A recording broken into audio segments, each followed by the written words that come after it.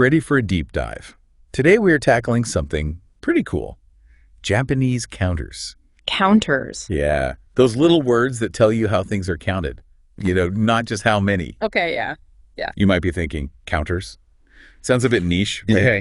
But trust me on this one, it's way more than grammar rules. It's a window into how Japanese paints a picture of the world. What I find so intriguing about them is that they're woven into the very fabric of the language.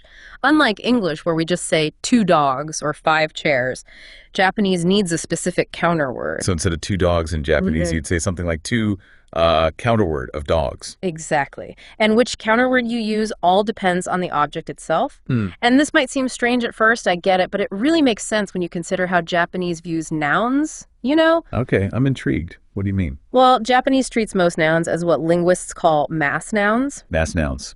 Yeah, think of words like water or sand. You wouldn't say 1 water or 2 sands, right? You'd say a glass of water or 2 buckets of sand. Counters in Japanese serve a similar purpose. They give shape and form to otherwise general nouns. So instead of picturing individual objects, Japanese encourages you to see things in terms of their qualities or categories. Precisely. And that's where the fun begins. Japanese counters are very systematic. They actually follow a kind of logic based on the object's shape, size, or even abstract qualities. So there's a method to the madness. Give me some examples. Okay, let's say you have a pencil, a guitar, even a phone call, all long, thin objects, right? In Japanese, you'd count these using the counter han. Now imagine a tiny ladybug or a goldfish swimming in a bowl. These would fall under hiki, the counter for small animals. So han for long things, hiki for small animals. It's like a linguistic puzzle. What happens with bigger animals, though? Does hiki still work? Great question. For larger animals, you'd switch to 2, meaning head. It's similar to saying 2 head of cattle in English. It's amazing how these counters create such vivid images in your mind. You're not just counting, you're almost painting a picture with words. And it gets even more specific. A single slice of bread is counted with mai, but a whole loaf is kin. Wow, talk about attention to detail. Yeah. It's got shape, size, but it sounds like it's not always that straightforward. Our sources hint at some real head scratchers when it comes to Japanese counters. Oh, absolutely. And that's where things get even more interesting. Remember how we were talking about how Japanese counters reflect those subtle nuances? Well, one of our sources talks about ordering kushikatsu. Kushikatsu. Those delicious deep-fried skewers you find in Japan? Okay, yeah, I'm already drooling. What do counters have to do with kushikatsu? Well, there are actually a few different counters you could use when ordering, and each one has a slightly different feel. So it's like choosing the right tool for the job, but even when you're just talking about food. Exactly. You could use kushi, which is really the most specific counter for skewers. Shows you really know your stuff. Or you could go with han, which is, a bit more general. It's kind of like saying stick. And I'm guessing there's an even more casual option. You guessed it. For that, ultimate laid-back vibe, you could even just use tsu. That's the all-purpose counter, the wild card you can use in a pinch. So depending on the counter you use, you could sound like a kushikatsu connoisseur or just someone who's really, really hungry. That's pretty fascinating. It's like these counters add a whole other layer of meaning to what you're saying. That's precisely it. And speaking of unexpected uses, Japanese counters can also add a touch of humor to everyday conversations. Okay, now that sounds right up my alley. Tell me more. All right, so imagine someone telling you about this guy who's a bit, rough around the edges, not the most refined fellow. Okay. They could say, "Ano otoko wa otoko ippikita." Hold on, break that down for me. What are all those words doing? Sure. So we have otoko, which means man, and then comes the funny part, ippiki, the counter for small animals. Wait, they called a grown man one small animal. I'm trying to wrap my head around that. And that's exactly what makes it funny. It's kind of like, in English when we say someone is a real character or a bit of a handful. Okay. But with a uniquely Japanese twist. That's hilarious. So instead of directly saying someone is uncivilized, you can use a counter to imply they're more beast than man. That's really incredible. For all the logic we've uncovered, I have to admit, some of these counters still have me scratching my head. Like what? Case in point. Wow. The rabbit counter mystery. Ah, yes. The infamous wa counter. You'd think fluffy bunnies would be counted with hiki, like other small animals, right? That's what I would have thought, yeah. Seems logical. But no. For some reason, rabbits are counted with wa, which actually means feather. It's like finding a penguin in the desert. How did that happen? Well, nobody knows for sure.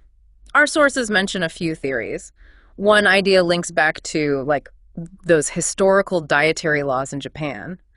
Apparently, there was a time when eating four-legged animals was taboo. So maybe people started referring to rabbits as birds so they could, enjoy their favorite bunny-based dishes without breaking any rules. Exactly, like a clever loophole, powered by a counter. Another theory suggests it has to do with the taste and texture of rabbit meat, which some say resembles poultry. So a culinary connection. Interesting. And then there's like the hunting method. Apparently nets were used to catch both birds and rabbits back in the day. So maybe the counter just stuck around because of that practical association. Fascinating. So it could be a practical thing, a dietary workaround, or even just a linguistic quirk that's just been passed down for centuries. Who knew there were so many rabbit holes, or should I say rabbit feathers, to go down? It really goes to show that these counters aren't just about grammar. They're woven into, like, the very fabric of Japanese culture and history. This is blowing my mind. Okay, so we've got a handle on the basic idea of counters, but before I go around, confidently counting everything in sight, let's talk about the actual grammar. Things are about to get real. Well, don't worry. It's not as daunting as it might seem. Our sources kind of dive into, like, some linguistic jargon here, mentioning things like number phrase, case phrase, and quantifier phrase. And to be honest, I'm already feeling a little lost.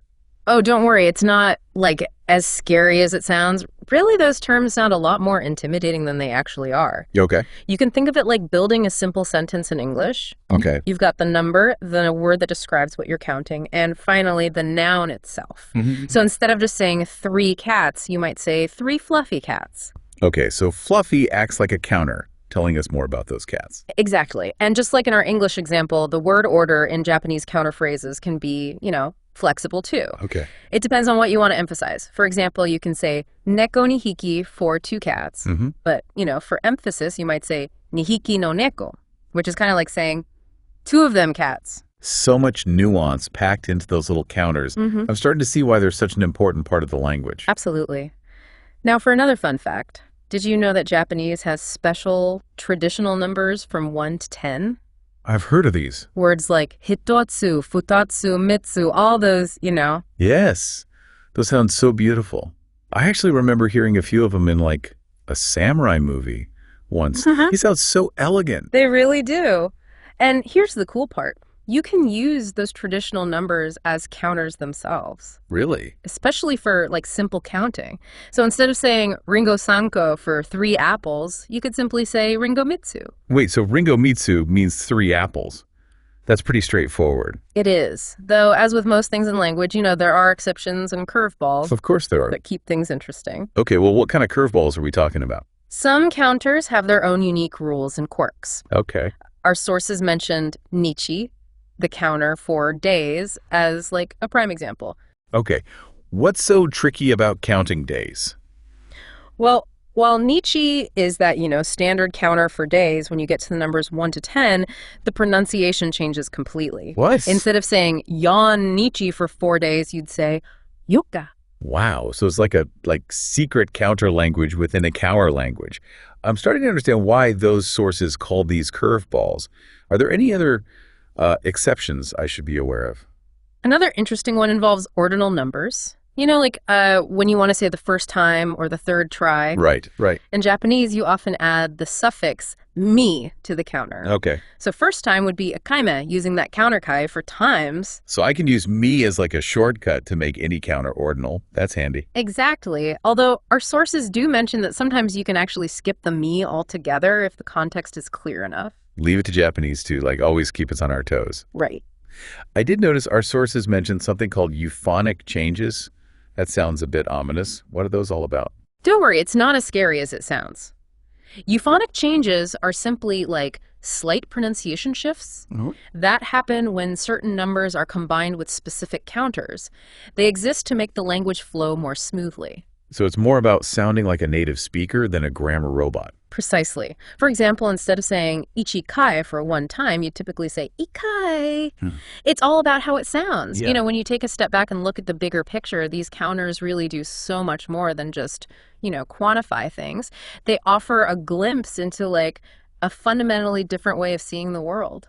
I completely agree. This has been really eye-opening. Learning about Japanese counters hasn't just been about grammar. It's been like unlocking this like whole new perspective on not just the language, but the culture as well.